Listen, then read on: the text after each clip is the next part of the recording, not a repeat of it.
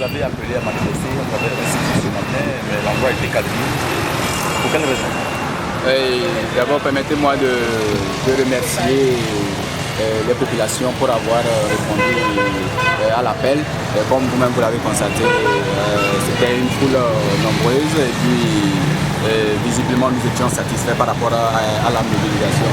Mais nous déplorons toutefois cette manière systématique d'empêcher la manifestation. Très tôt le matin, j'ai été alerté comme quoi il y a les forces de l'ordre qui ont évacué les lieux. Je suis venu moi-même peu avant 8 heures, je l'ai constaté. Et naturellement, je les ai approchés pour savoir qu'est-ce qui motive leur présence là-bas.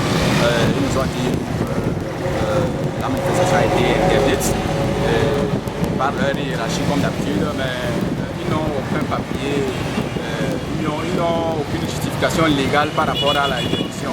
Moi, je leur ai montré les formalités administratives qui m'autorisent à manifester ce matin devant le ministère de la Justice. Mais ils m'ont dit oralement que la manifestation est interdite. Ils ont compris que ce qu'ils sont en train de faire naturellement n'est pas légal. Donc, nous n'avions reçu aucun arrêté d'interdiction du côté de la mairie. C'est tard dans la soirée que son excellence, monsieur le maire, m'a appelé pour me dire comme quoi il y a un papier au niveau de la municipalité d'aller le chercher. Moi, je lui ai clairement dit que j'ai eu plusieurs concertations à l'endroit des autorités, naturellement au ministère de la Sécurité, au ministère des droits de l'homme, au ministère de la Justice tard dans la soirée d'hier, et que par rapport à son papier dont il parle, je crois que est déjà dépassé. Que chacun respecte la loi, donc ils n'ont qu'à nous laisser manifester ce matin. Mais j'ai vu qu'ils sont toujours sur leur cœur, mais tout ce que nous allons leur envoyer comme message, c'est que nous, on a évité l'affrontement, on ne veut pas d'affrontement, et nous avons calmé les manifestants qui étaient naturellement révoltés, mais nous promettons revenir sur les lieux dans les jours à venir si nos revendications ne sont pas satisfaites. Merci. Je vous en prie. Avec les forces de l'ordre? Là, en fait, la manifestation, elle doit avoir lieu, puisque nous sommes dans les normes et puis nous avons rempli toutes les formalités administratives. Oui. Comme vous le voyez, les manifestants sont en grand nombre, donc je crois qu'il appartient à l'autorité d'entendre raison et de laisser la loi prévaloir, donc pour vous dire que notre sitting a bel et bien lieu.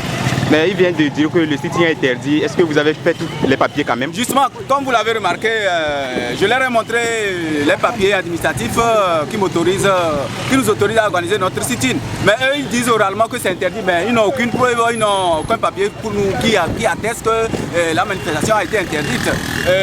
Toutefois, je n'ai pas reçu un arrêté du côté de la mairie interdisant la manifestation. Ça voudra dire que si on doit être sous le gouvernement de la loi, personne ne pourra interdire ce sit-in.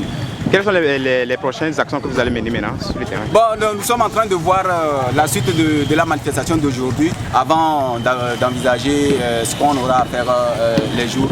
Sinon, on projette le 24. Le 24, on est encore dans la rue.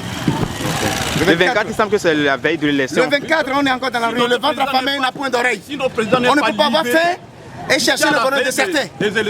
La Constitution a donné un droit de manifester. Nous sommes en train de jouir d'un droit constitutionnel.